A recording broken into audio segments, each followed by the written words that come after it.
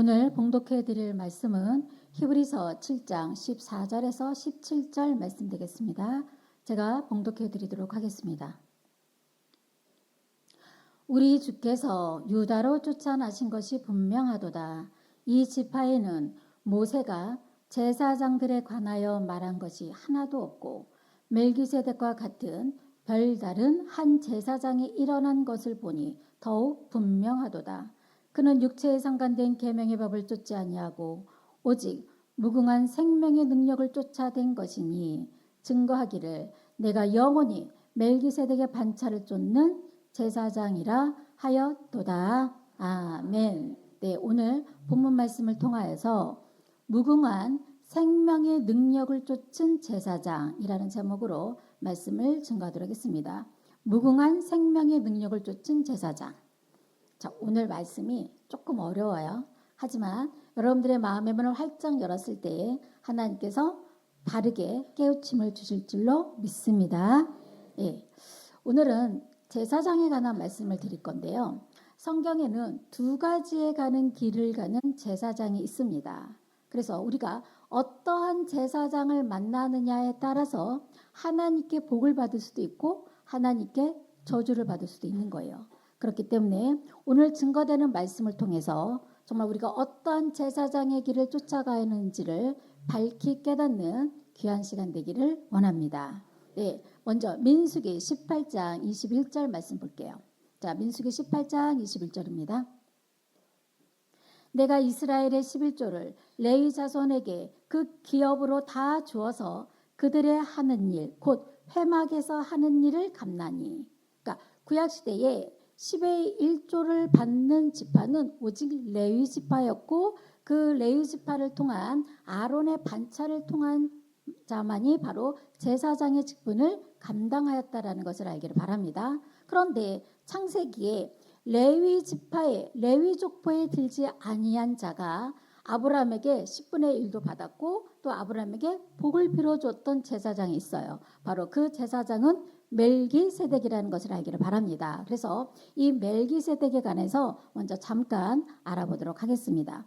창세기 14장 1절에서 2절 말씀을 보게 되면 9개의 나라가 있는데 이 9개의 나라가 전쟁이 일어나게 돼요. 왜 전쟁이 일어나게 되냐면 그 9나라 중에 그돌라오멜 왕이 있는데 그돌라오멜 왕에게 이 5개국이 조공을 바치다가 조공을 바치지 않았어요. 그렇기 때문에 국제전쟁이 일어납니다. 그래서 누가 승리하게 되냐면 그돌라오멜과 함께한 4개국이 있고 소돔 고모라 왕과 함께한 5개국이 있는데 4개국이 이 5개국을 이겨버려요. 그러니까 이 4개국이 굉장히 강한 나라라는 것을 우리가 알 수가 있겠죠. 그런데 전쟁에 지게 되니까 어쩔 수 없이 소돔에 살고 있었던 아브라함의 조카 롯이 포로로 끌려가게 됩니다.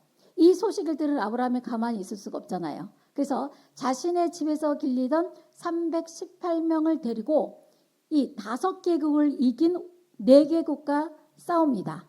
어디가 이겼을까요?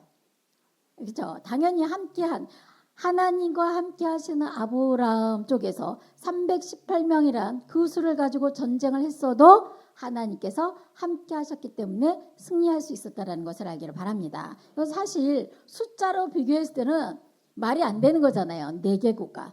그것도 집에서 길리던 사병 318명으로 전쟁에서 승리한다는 것은 있을 수 없다는 것을 알기를 바랍니다. 누가 함께 했을까요? 하나님께서 아브라함과 함께 하셨기 때문에 이 아브라함 자체가 정말 굉장히 위대하고 대단한 자였다라는 것을 우리가 이러한 말씀을 통해서도 우리가 알 수가 있는 줄로 믿습니다. 자, 이렇게 전쟁에서 승리하고 돌아올 때 전리품을 가지고 돌아올 때 누가 나왔는가 한번 볼게요. 창세기 14장 18절입니다. 창세기 14장 18절입니다. 살레망 멜기세덱이 떡과 포도주를 가지고 나왔으니 그는 지극히 높으신 하나님의 제사장이었더라. 자, 아브라함을 마중 나온 자가 누구였다 그랬어요? 지극히 높으신 하나님의 제사장 멜기세덱이 나왔다라고 성경에 기록되어 있습니다. 자, 얼마나 이 멜기세덱이라는 제사장이 지극히 높았고 얼마나 대단한 자였는가 우리 창세기 14장 19절 말씀 볼게요. 그가 아브라함에게 축복하여 가로되 천지의 주제시오 지극히 높으신 하나님이여 아브라함에게 복을 주옵소서. 자, 누구에게 누가 복을 준 거예요?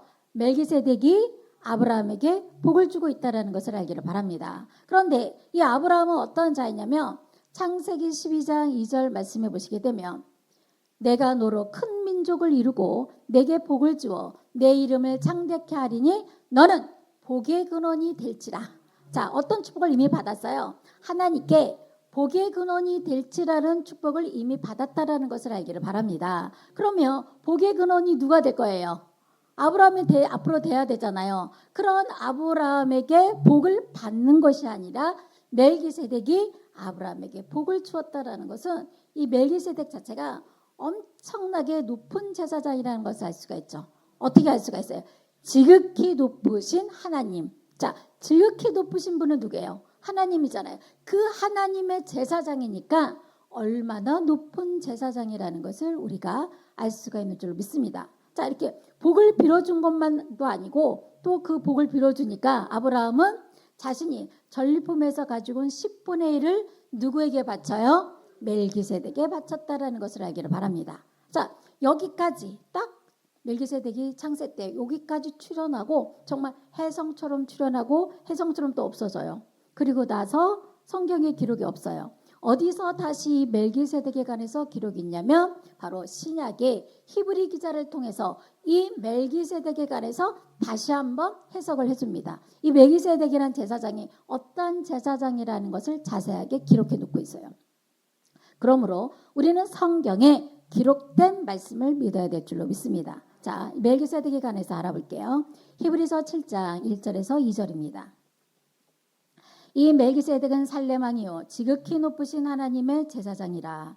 여러 임금을 쳐서 죽이고 돌아오는 아브라함을 만나 복을 빈자라. 아브라함이 일체 10분의 1을 그에게 나눠주니라. 자, 여기까지는 딱 뭐예요? 방금 제가 창세기에서 아브라함과 멜기세덱에 관한 말씀을 증거했고 그 말씀을 히브리 기자가 다시 설명하고 있다는 것을 알기를 바랍니다. 그리고 나서 그 이름을 누구의 이름을? 멜기세덱의 이름을 번역을 한즉 첫째 의의 왕이요 또 살렘 왕이니 곧 평강의 왕이요 라고 했어요. 그렇기 때문에 많은 사람들이 오늘날 멜기세덱에 관해서 잘 알지 못하고 있기 때문에 의의 왕이고 살렘 왕이고 평강의 왕이라는 것만 보고 멜기세덱을 누구라고 알고 있어요? 예수라고 잘못 알고 있다는 것을 알기를 바랍니다. 그런데 바로 히브리서 7장 3절에 바로 알 수가 있어요. 예수님이 아니구나 라는 것을 또 바로 알 수가 있는 거예요. 자, 3절 말씀 보겠습니다. 아비도 없고 어미도 없고 족보도 없고 시작한 날도 없고. 자, 우리 예수님은 아비도 있고 어미도 있고 족보도 있잖아요. 그래서 마태복음 1장 1절 말씀해 보시면 아브라함과 다윗의 자손 예수 그리스도의 세계라 그래서 마태복음 1장 1절부터 예수님의 족보가 쫙 나온단 말이에요. 이런 것만 봐도 멜기세덱은 절대로 예수가 될 수 없음을 말씀하고 있는 줄 믿습니다. 자, 계속 보실게요.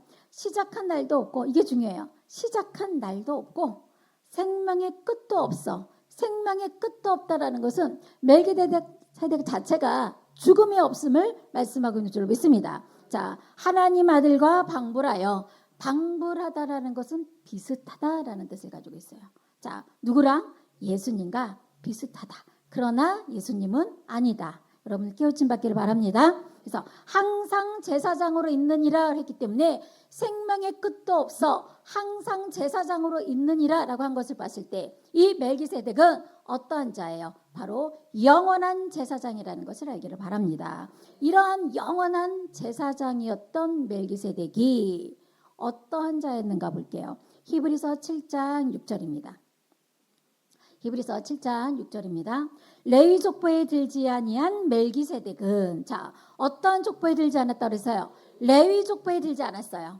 자, 구약 시대는 어떤 지파만 제사장에 들 수 있었냐면 레위 지파 중에서도 아론의 반차를 쫓는 자가 제사장에 될 수 있는 거예요. 그런데 이러한 레위 족보에 들지 아니한 멜기세덱은 이미 지극히 높으신 하나님의 제사장이었다라는 것을 알기를 바랍니다. 우리 그 말씀을 계속 보실게요. 자, 레위 족보에 들지 아니한 멜기세덱은 아브라함에게서 10분의 1을 취하고 그 얻은 자를 위하여 복을 빌었나니 패일언하고 낮은 자가 높은 자에게 복빔을 받느니라. 자, 레위 족보에 들지 않았던 이 멜기세덱이 이미 어떤 자란 얘기예요? 지극히 높으신 하나님의 제사장이었다라는 거예요. 그러면 이 당시에 멜기세덱이 출현했을 당시에 레위는 있지도 않았어요. 어디에 있었느냐? 자, 아브라함의 아들이 이삭이고 이삭의 아들이 야곱이고 야곱에게는 12아들이 있었어요. 그 12아들 중에 레위는 셋째였다는 것을 알기를 바랍니다. 그러니까 레위는 태어나지도 않았어요. 그러니까 제사장이 나타나지도 않았단 말이에요. 그런 상황에서 바로 멜기세덱은 지극히 높으신 하나님의 제사장으로 나타나서 아브라함에게 복도 빌어주고 아브라함에게 무엇도 줬. 아브라함은 멜기세덱에게 무엇도 줬어요? 10의 1, 바로 오늘날로 말하면 11조를 바쳤다라는 것을 알기를 바랍니다. 그래서 성경에서도 뭐라 그래요?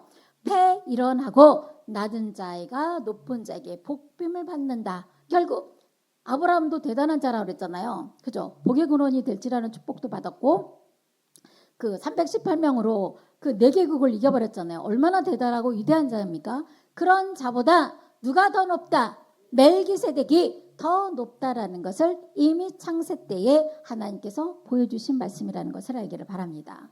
이런 멜기세덱은 또 어떤 자라고 했어요? 생명의 끝도 없어 항상 있는 제사장, 바로 영원히 있는 제사장이 누구다? 멜기세덱 제사장이라는 것을 알기를 바랍니다. 자, 이러한 멜기세덱의 제사장의 반열을 따라서 또한 제사장이 나타날 것을 예언해놨어요. 우리 시편 110장 4절 말씀 보겠습니다.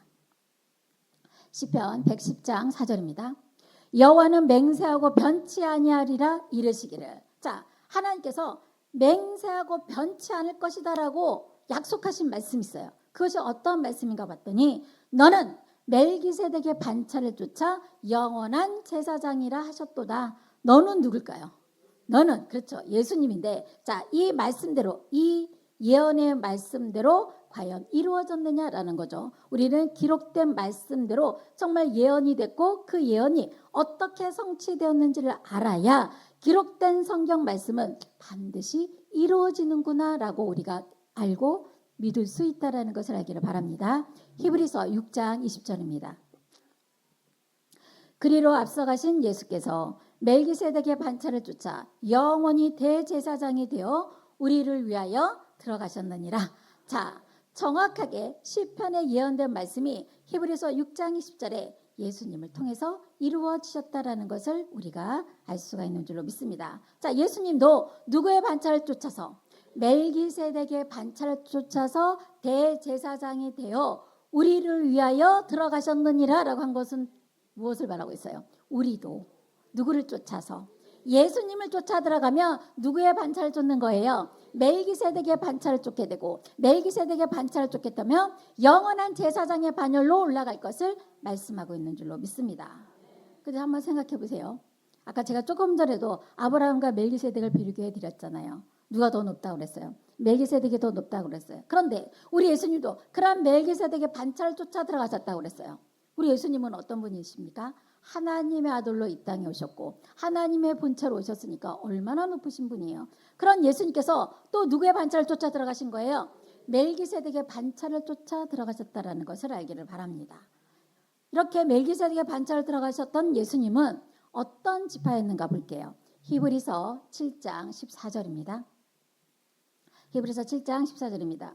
우리 주께서 유다로 쫓아나신 것이 분명하도다. 자, 어디서 나셨어요? 예, 그렇기 때문에 우리 예수님도 그 당시에 법대로 한다면 레위 지파가 아니었기 때문에 제사장이 될 수가 없어요. 제사장이 될 수가 없음에도 불구하고 멜기세덱의 반차를 쫓아 제사장이 되셨다라는 것을 알기를 바랍니다. 또한 이 지파에는 바로 유다 지파에는 모세가 제사장들에 관하여 말한 것이 하나도 없고, 그러니까 모세도 그 율법을 받은 것이 모세잖아요. 그렇기 때문에 그 모세도 유다 지파에서는 제사장이 나올 것이라는 거에 대해서 말한 적이 없다는 거예요. 그럼에도 불구하고 우리 예수님은 멜기세덱의 반차를 쫓아서 영원한 제사장이 되셨다는 것을 알기를 바랍니다. 그렇기 때문에 우리 예수님은 3년 동안 사역을 하셨을 때에 당당하게 하나님의 말씀을 전할 수 있었던 거예요. 요한복음 14장 6절 말씀 보시겠습니다. 우리가 굉장히 많이 들었던 말씀이죠. 예수께서 가라사대 내가 곧 길이요 진리요 생명이니 나로 말미암지 않고는 아버지께로 올 자가 없느니라. 여러분, 이 말씀이 그 당시 얼마나 대단한 말씀이었는지 아세요?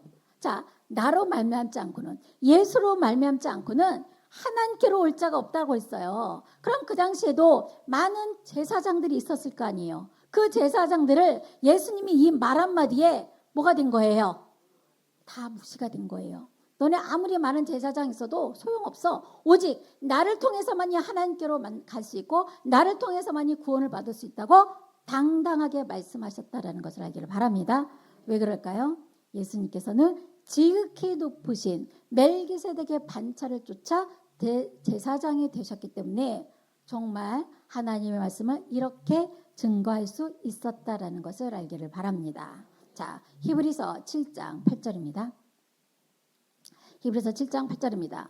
또 여기는 죽을 자들이 10분의 1을 받으나, 자, 죽을 자들이 10분의 1을 받으나라는 것은 죽을 자들이 받는 11조가 있다는 거예요. 또 저기는 산다고 증거를 얻는 자가 받느니라. 그러니까 한쪽은 죽을 자들이고 한쪽은 어떤 자예요? 산다고 증거를 얻는 자. 산다고 증거를 얻는 자가 바로 누구냐? 영원한 대제사장으로 가셨던 예수님과 멜기세덱 제사장이라는 것을 알기를 바랍니다. 그래서 산다고 하는 제사장은 죽으면 안 되잖아요. 영원해야 돼요. 그런 제사장은 누구다? 멜기세덱 제사장과 그 반차를 쫓아 들어가신 예수 그리스도라는 것을 알기를 바랍니다. 자, 그러면 반대로 어떤 자가 또 있어요? 죽을 자들이 10분의 1을 받았으나, 그러니까 죽을 자들에게 11조를 주는 자도 있고 받는 자가 있겠죠. 그럼 이 죽을 자들이 10분의 1을 받는 제사장들은 어떤 자인지 우리가 알아야 될 줄로 믿습니다. 고린도후서 3장 6절입니다. 고린도후서 3장 6절입니다. 제가 앞에 서두에서 두 가지의 길을 가는 제사장이 있다고 했어요. 지금 한 가지는 어떤 제사장이에요? 멜기세덱의 반차를 쫓는 영원한 제사장의 길이 있고, 자, 지금은 바로 죽을 자들의 10분의 1을 받는 제사장에 관해서 제가 말씀을 드리도록 하겠습니다. 고린도후서 3장 6절입니다. 저가 또 우리로 새 언약의 일꾼 되기에 만족해 하셨으니 의문으로 하지 아니하고 오직 영으로 함이니 의문은 죽이는 것이요 영은 살리는 것임이라. 바로 새 언약의 일꾼은 어떤 법을 통해서 새 언약의 일꾼이 되냐면 바로 의문으로 하지 아니하고 오직 영으로 함이니 의문은 죽이는 것이요 영은 살리는 것이다. 자, 의문은 어떤 것인지는 아직 모르겠지만 뭐예요? 우리를 살리는 것이 아니라 우리를 죽이는 법이라는 것을 알기를 바랍니다. 자, 의문은 과연 어떤 법일까요? 고린도후서 3장 7절입니다. 고린도후서 3장 7절입니다. 돌에 써서 새긴 죽게 하는 의문의 직분도 영광이 있어 그랬어요. 자, 모세가 하나님께 십계명을 받을 때 어디에다 받았어요? 돌판에 받았죠. 그렇기 때문에 돌에 써서 새긴 죽게 하는 의문은 바로 모세가 하나님께 받았던 십계명의 율법이라는 것을 알기를 바랍니다. 그러므로 새 언약의 일꾼은 어떤 법으로 영의 새로운 곳으로 섬기게 되고 의문의 묵은 법으로 아니할지라라고 말씀하는 줄 믿습니다. 그러면 이 의문의 법 자체가 기록이 되어 있잖아요. 우리를 살리는 법이에요, 죽이는 법이에요? 죽이는 법이에요. 그러니까 율법 아래에 있는 자들은 절대로 하나님 앞에 구원함을 받을 수 없음을 말씀하고 있는 줄로 믿습니다. 자, 그렇기 때문에 바로 11조는 누가 받는다 그랬어요? 제사장이 받는다고 했죠. 그래서 구약시대에 레위 지파에 속한 자들이 11조를 받았고, 이런 레위 지파에 속한 자들은 바로 십계명의 율법에 의한 제사장 직분을 감당했던 자라는 것을 알기를 바랍니다. 그러니까 여기는 이쪽은 어떤 자들이에요? 하나님 앞에 영원한 제사장이 아니라 죽을 자들이라고 말씀하고 있는 줄로 믿습니다. 성경에도 정확하게 죽을 자들의 10분의 1을 받아나라고 말하고 있어요. 여러분 생각을 한번 해보세요. 그럼 여러분들이 11조를 드릴 때 죽을 자들에게 11조를 드려야 돼요? 영원히 살고 계신 예수 그리스도한테 제사장에게 바쳐야 돼요? 그렇죠. 죽을 자들한테 11조를 받으면 그 11조가 하나님께 올라가겠어요? 절대로 올라갈 수가 없겠죠. 여러분들 깨닫기를 바랍니다. 또한 레위는 구약시대에 어떤 자였냐면, 레위는 야곱의 셋째 아들이라고 그랬잖아요. 그래서 이 셋째 아들 레위와 시몬이 어떤 일을 행했냐면 그 자신의 누이 디나가 있었어요. 근데 그 희위 족속 중에 세겜이가 자신의 누이 디나를 욕보이자 할례를 빙자해서 엄청나게 많은 사람을 죽이는 살인을 저질렀어요. 그러니까 하나님께서 야곱을 통해서 앞으로 시므온과 레위가 어떻게 될 것인가에 대해서 예언해 놓으셨다는 것을 알기를 바랍니다. 우리 창세기 49장 5절입니다. 창세기 49장 5절입니다. 시므온과 레위는 형제요 그들의 칼은 잔해하는 기계로다. 왜 잔해하는 기계라고 그랬어요? 할례를 빙자해서 많은 사람들을 죽였기 때문에 잔해하는 기계로다라고 말하고 있어요. 내 호나 그들의 모의에 상관하지 말지어다. 내 영광아 그들의 집회에 참여하지 말지어다. 이미 창세기에 하나님께서는 레위 족속이 앞으로 어떻게 될 것인가에 대해서 예언하셨고 그 내용이 어때요? 축복의 말씀이에요? 저주의 말씀이에요? 저주의 말씀이라는 것을 알기를 바랍니다. 이런 레위 족속은 어떤 법을 지키는 자들이었어요? 바로 십계명의 율법을 통해서 하나님 앞에 제사를 드리는 자들이고 이러한 자들은 살 자들이 아니라 죽을 자들이 받는 10분의 1이었다는 것을 알기를 바랍니다. 자, 그렇기 때문에 계속 제사장은 죽기 때문에 제사장이 바뀔 수밖에 없잖아요. 제사장이 바뀔 수밖에 없으니까 제사장이 많아야 돼요? 적어야 돼요? 많아야 돼요. 자, 히브리서 7장 23절입니다. 저희 제사장 된 자의 수요가 많은 것은 바로 레위 지파에 속한 제사장을 말하고 있어요. 자, 수요가 많은 것은 죽음을 인하여 항상 잊지 못함이로되 항상 있어야 되는데 죽을 수밖에 없는 제사장들이니까 수요가 많을 수밖에 없다는 거예요. 반면에 예수는 영원히 계심으로 누구는 영원히 계심으로 예수는 영원히 계심으로 그 제사 직분도 갈리지 아니하나니 갈리지 아니한다는 것은 바뀌지 않는다. 변하지 않는다는 뜻을 가지고 있는 줄 믿습니다. 변하지 않죠. 영원히 살아계시고 영원히 우리를 위해서 지금도 제사를 지내고 계시고 우리를 위해서 간구하고 계시니까 그 제사 직분은 영원히 변하지도 아니하고 바뀌지도 않을 것을 말씀하고 있는 줄 믿습니다. 우리는 어떤 제사장의 길을 가야 돼요? 그렇죠. 영원한 제사장, 멜기세덱의 반차를 쫓는 제사장의 길로 가야 하나님 앞에 영원한 구원을 받게 될 것을 말씀하고 있는 줄로 믿습니다. 자, 그렇다면 왜 하나님께서 레위 지파에 속한 아론의 반차를 쫓는 제사장을 세워놓고 다시 다른 지파에서 왜 제사장을 또 세우셨느냐라는 거죠. 자, 히브리서 7장 11절입니다. 제가 조금 전에 드렸던 의문의 법과 같은 맥락이에요. 자, 히브리서 7장 11절입니다. 레위 계통의 제사 직분으로 말미암아 온전함을 얻을 수 있었으면 이라는 거는 온전함을 얻을 수 없다는 거예요. 왜냐하면 백성이 그 아래서 무엇을 받았으니? 율법을 받았으니. 율법은 어떤 법이라 그랬어요? 우리를 살리는 법이 아니라 죽이는 법인데 그런 죽이는 법을 통해서 하나님께 제사를 드린다 할지라도 하나님 앞에 구원을 받을 수 있겠느냐라는 거죠. 그렇기 때문에 히브리서 7장 11절 계속 보시면 어찌하여 아론의 반차를 쫓지 않고 멜기세덱의 반차를 쫓는 별다른 한 제사장을 세울 필요가 있느뇨. 자, 그래서 어떤 제사장을 세운 거예요? 레위 지파가 아닌 다른 지파에서 별다른 제사장을 세웠다라는 것을 알기를 바랍니다. 그럼 이런 별다른 제사장은 예수님께서 멜기세덱의 반차를 쫓아서 제사장이 되셨고 그럼 예수님도 별다른 제사장이잖아요. 그럼 저와 여러분들도 예수님을 쫓아 그 길을 간다면 저와 여러분들도 어떤 제사장으로 나타나는 거예요? 별다른 제사장이 된다는 것을 알기를 바랍니다. 별달라요. 그래서 별달라요. 여러분들은 모르겠죠? 여러분들은 별다르지 않은 것 같은데 세상 사람들이 여러분들 볼 때 되게 별다를 것 같아요. 저도 마찬가지고 여러분들도 마찬가지란 말이에요. 그럴 수밖에 없어요. 이 자체가 이 길이 별다른 제사장의 직분의 길을 가는 거기 때문에 일반적일 수 없고 보편적일 수가 없다는 것을 알기를 바랍니다. 이해 가시죠? 별다른 길을 우리가 가고 있기 때문에 혹시나 내 주변의 형제 자매가 조금 별다르다면 어떻게 해야 돼요? 나도 별달라. 그러니까 저 사람도 별다르니까 이해하고 사랑할 수 있는 우리가 되기를 바랍니다.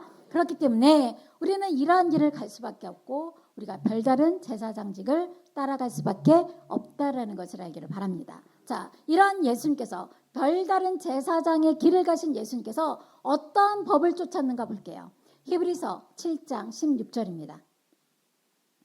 그는 육체에 상관된 계명의 법을 쫓지 아니하고. 자, 육체에 상관된 계명의 법이 뭐예요? 십계명의 율법이고, 그 당시에 정말 죽을 자들이 받을 11조가 바로 다 육체에 상관된 계명의 법에서 나왔다라는 것을 알기를 바랍니다. 또한 우리 예수님은 어떤 법을 쫓았냐면 오직 무궁한 생명의 능력을 쫓아낸 것이니.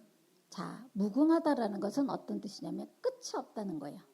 영원하다는 거예요. 대단하지 않습니까? 예수님께서는 어떤 법을 쫓은 거예요?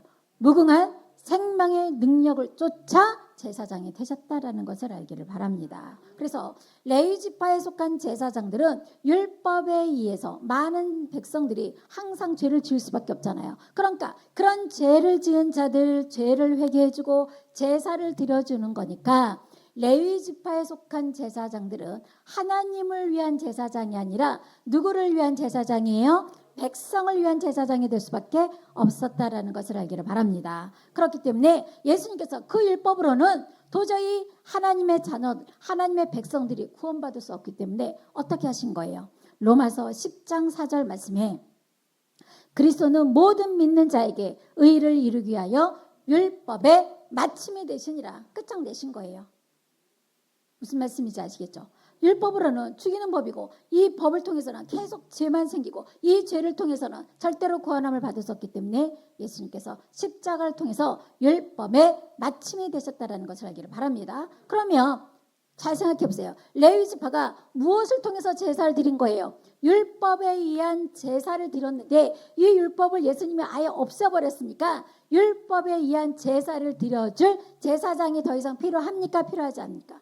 필요하지 않은 거예요. 없어진 거예요. 자, 그럼에도 불구하고 히브리서 7장 12절입니다.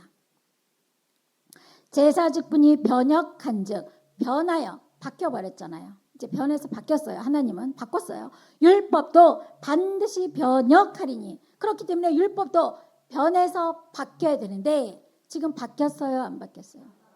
아직도 바뀌지 아니하고 십계명의 율법 아래서 지금 신앙생활하고 그 아래서 여전히 죄 가운데서 그 죄 때문에 몸부림치고 회개하고 제사를 드리고 있다는 것을 알기를 바랍니다. 깝깝해요. 정말 얼마나 하나님 보시기에 깝깝할까요? 자, 오직 예수님과 같이 우리는 어떠한 법을 쫓아야 돼요? 무궁한 생명의 능력의 법을 쫓아야 될 것을 말씀하고 있는 줄로 믿습니다. 자, 이런 무궁한 생명의 능력을 쫓아서 예수님은 제사장이 되셨고 또한 하나님의 말씀을 받아서 이 말씀을 전하다 보니까 예수님은 저절로 제사장 가는 길을 어떤 레위 지파를 통한 어떤 법을 배운 게 아니잖아요. 법을 배우지 않았어도 뭐가 된 거예요? 제사장 되셨다는 것을 알기를 바랍니다. 자, 요한복음 6장 63절 말씀 볼게요. 요한복음 6장 63절입니다. 살리는 것은 영이니 육은 무익하니라. 자, 살리는 것은 뭐다? 영이에요. 육은 뭐다? 무익하다. 우리에게 아무 유익이 없다라는 것을 알기를 바랍니다. 아무 유익이 없는 육에 대해서 보고 비판하고 판단하는 것은 시간 낭비란 말이에요. 우리를 살려줄 수 있는 건 뭐다? 영이라는 것을 알기를 바랍니다. 이 영이 무엇인가? 내가 너에게 이른 말이 영이요 생명이라. 바로 예수님의 입에서 통해서 나오는 하나님의 말씀이 우리의 영을 생명을 살려줄 수 있는 영이라는 거예요. 이것이 바로 예수님께서 우리에게 주신 생명의 말씀이라는 것을 알기를 바랍니다. 그러면 저와 여러분들도 예수님과 같이 많은 사람들을 살리기 위해서는 하나님의 말씀을 어떻게 해요? 전해야 되겠죠. 그래서 무궁한 생명의 능력을 쫓은 예수님과 같이 우리도 똑같이 그 길을 가려면 우리가 뭔가를 가지고 있어야 돼요. 무엇을 가지고 있어야 되는가? 창세기 14장 18절입니다. 창세기 14장 18절입니다. 살렘한 멜기세덱이 떡과 포도주를 가지고 나왔으니 그는 지극히 높으신 하나님의 제사장이었더라 그랬어요. 자, 이미 레위 족보에 들지 아니한 멜기세덱 제사장이 무엇을 가지고 나왔습니까? 떡과 포도주를 가지고 나왔잖아요. 그렇기 때문에 종말에 멜기세덱의 반차를 쫓는 제사장도 예수님을 쫓아 제사장이 될 자도 무엇을 가지고 있어야 돼요? 떡과 포도주를 가지고 있어야 될 것을 말씀하는 줄 믿습니다. 정말 이런 우리가 먹고 마시는 떡과 포도주라면 방앗간에서 떡을 사고 슈퍼 가서 포도주를 사오겠어요. 얼마나 좋겠습니까? 자, 떡과 포도주가 무엇을 의미하는지 알아보도록 하겠습니다. 누가복음 22장 19절입니다. 누가복음 22장 19절입니다.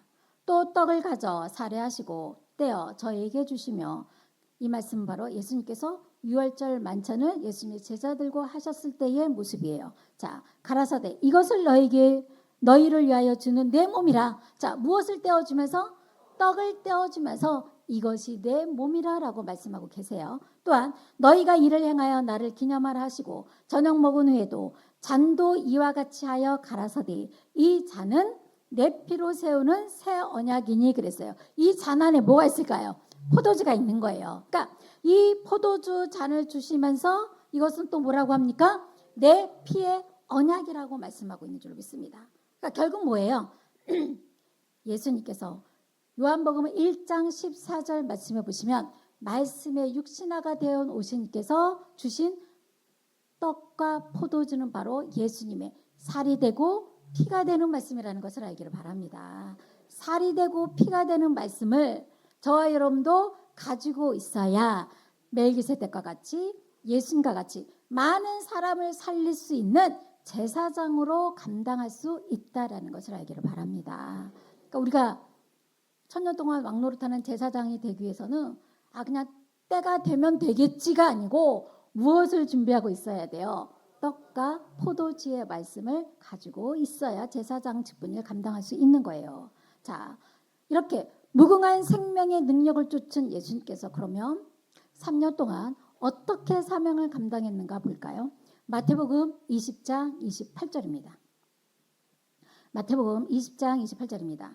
인자가 온 것은 섬김을 받으려 함이 아니라 도리어 섬기려 하고 자기 목숨을 많은 사람의 대속물로 주려 함이니라. 자, 예수님께서 왜 오셨다고 그랬어요? 인자는 섬김을 받으려고 온 게 아니라 섬기러 왔다.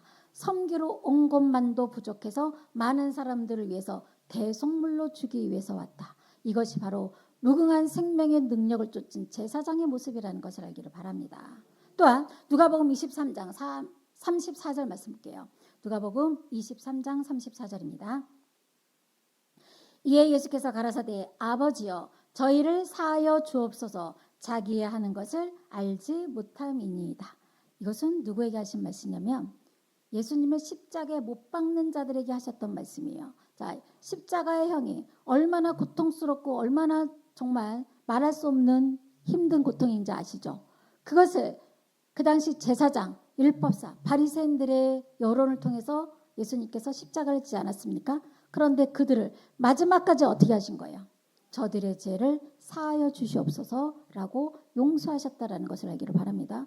이렇게 용서할 수 있는 것은 인간의 마음으로 할 수가 없겠죠. 바로 무궁한 생명의 능력을 쫓아서 제사장이 되셨기 때문에 자기를 죽이려고 하는 자들, 가장 고통스러운 십자가의 형태를 받게 한 그들 또한 용서할 수 있고 그렇게 용서하고 예수님은 많은 사람들을 대신해서 십자가를 지셨다라는 것을 알기를 바랍니다. 그럼 저와 여러분들도 예수님과 같은 그런 반차의 길을 가려면 이렇게는 솔직히 저도 못하겠어요. 하지만 우리는 어때요? 노력은 해야 된다는 것을 알기를 바랍니다. 하나하나 노력하다 보면 되지 않을까요? 하나하나 하나님께 기도하면서 서로 용서하고 서로 사랑하다 보면 결국엔 될 것 같아요. 예, 그러한 우리가 과정에 있다라는 것을 알기를 바랍니다. 자, 그런데 반면 레위에 속한 제사장들은 어떤 모습이었어요? 왜 예수님의 십자가에 못 박았습니까? 자신들의 기득권과 자신들의 권세와 자신들의 위치가 백성들에게 그런 신망이 떨어질 것이 들어와서 예수님을 십자가에 못 박은 이런 모습은 멜기세덱의 반차를 쫓는 예수님과 레위 지파에 속했던 제사장의 모습과 완전히 어때요? 다른 모습이라는 것을 알기를 바랍니다. 그러면 저와 이제 여러분들도 제가 조금 전에도 말씀드렸다시피 육체에 상관된 계명에서 상대방을 비판하고 판단하는 것은 아직도 내가 뭐가 좀 남아있는 거예요? 율법이 조금이라도 남아있는 거예요. 이런 율법이 완전히 없어져야 죄에서 해방받는 자가 된다라는 것을 알기를 바랍니다. 자, 고린도전서 13장 3절입니다. 우리가 어떠한 예수님과 같이 살려주는 영을 받아야 되는가 볼게요. 고린도전서 13장 3절입니다. 내가 내게 있는 모든 것으로 구제하고 또 내 마음을 불사르게 내어줄지라도 사랑이 없으면 내게 아무 유익이 없느니라. 자, 이 말씀을 자세히 보세요. 고린도전서 13장 3절 말씀은 모든 것으로 구제해요. 사랑이 없으면 내 모든 것을 다 가지고 구제할 수 있어요? 없어요? 구제할 수 없어요. 사랑이 있었기 때문에 구제할 수 있는 거예요. 또 내 몸을 불사르게 내어줄지라도 사랑이 없으면 내게 아무 유익이 없다고 그랬어요. 내 몸을 불사르게 내어준다는 것은 상대방을 지극히 사랑한다는 거잖아요. 너무나 사랑한다는 건데 뭐라고 그랬어요? 사랑이 없으면 내게 아무 유익이 없다라고 말씀한 줄 믿습니다. 과연 이러한 사랑은 어떤 사랑이냐라는 거죠. 하나님께서 원하시는 사랑은 육신의 사랑이 아니라 바로 하나님이 원하시는 참 사랑이 있다는 것을 알기를 바랍니다. 그러한 참 사랑을 알았을 때 예수님과 같은 많은 사람을 살려줄 수 있는 그런 제사장이 될 수 있는 거예요. 참 사랑이 뭔지 볼까요? 요한일서 4장 7절입니다. 사랑하는 자들아 우리가 서로 사랑하자. 사랑은 하나님께 속한 것이니 사랑하는 자마다 하나님께로 나서 하나님을 알고 사랑하지 아니하는 자는 하나님을 알지 못하나니 이는 하나님은 사랑이심이라. 자, 무엇이 사랑이라고 말씀하는 거예요? 하나님을 아는 것이 사랑이라고 말씀하는 줄 믿습니다. 왜 아는 것이 사랑일까요? 알았을 때에 요한복음 17장 3절에 영생은 유일하신 참 하나님과 예수 그리스도를 아는 것이라고 그랬잖아요. 하나님과 예수님에 대해서 알려주는 사랑이 정말 참 사랑이에요. 나에게 아무리 육신적으로 잘해도 그것은 나에게 하나님과 예수님께 알 수 있는 사랑이 아니라는 것을 알기를 바랍니다. 정말 이런 참 사랑을 여러분들이 깨우침 받아야 돼요. 여러분들이 이러한 참 사랑을 매주마다 받고 있잖아요. 그럼 매주마다 받고 있는 것은 여러분들이 가장 큰 사랑을 받고 있는 거예요. 그 사랑을 통해서 우리가 영생에 이르게 된다는 것을 알기를 바랍니다. 자, 이러한 참 사랑을 가지고 있어야 예수님과 같이 많은 사람을 살릴 수 있는 제사장 직분을 감당할 수 있다는 것을 알기를 바랍니다. 이렇게 보면 되게 어려운 거죠. 그런데 이러한 우리가 예수님을 쫓아서 멜기세덱의 반차를 쫓아서 제사장이 되면 엄청난 축복이 또 기다리고 있는 거예요. 자, 이런 축복이 없으면 이렇게 어떻게 하라고 해도 못할 것 같아요. 자, 계시록 20장 4절 말씀 보겠습니다. 계시록 20장 4절입니다. 또 내가 보좌들을 보니 거기 앉은 자들이 있어 심판하는 권세를 받았더라. 또 내가 보니 예수의 증거와 하나님의 말씀에 인하여 목배임을 받은 자의 영혼들과 어떤 영혼입니까? 순교자의 영혼이죠. 또 그랬어요. 또 어떤 자들이 천년왕국에 들어가는지 볼게요. 또 짐승과 그의 우상에게 경배하지도 아니하고 이마와 손에 그의 표를 받지도 아니한 자들이 살아서 그리스도와 더불어 천년 동안 왕노릇하니. 그러니까 순교자의 영혼과 그리스도와 더불어 살아서 천년 동안 왕노릇하는 자가 있단 말이에요. 천년 동안 왕노릇한다는 것은 엄청난 축복이죠. 이런 천년 동안 왕노릇하는 자들이 과연 어떤 자격을 갖추고 있어야 되느냐라는 거죠. 자, 계시록 20장 6절입니다.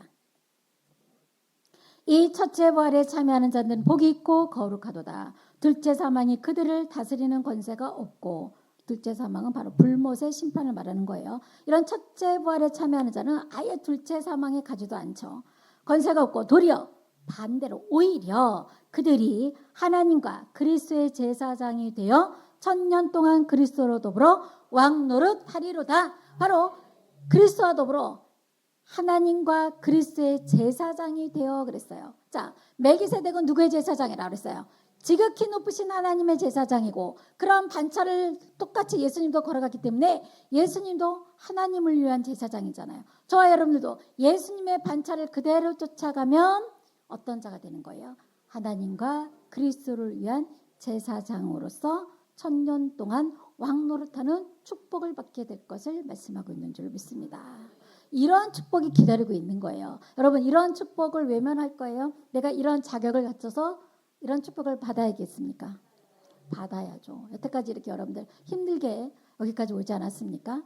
끝까지 여러분들이 제사장으로서의 자격을 갖추고 제사장으로서 정말 예수님이 하셨던 그런 모습대로 우리가 신앙생활한다면 우리도 반드시 멜기세덱의 반차를 쫓는 제사장으로 나타나게 될 것을 말씀하고 줄 믿습니다. 그래서 레위 지파에 속한 제사장은 죽을 자들이에요. 반면에 멜기세덱의 반차를 쫓는 자들은 영원한 제사장이라는 것을 알기를 바랍니다.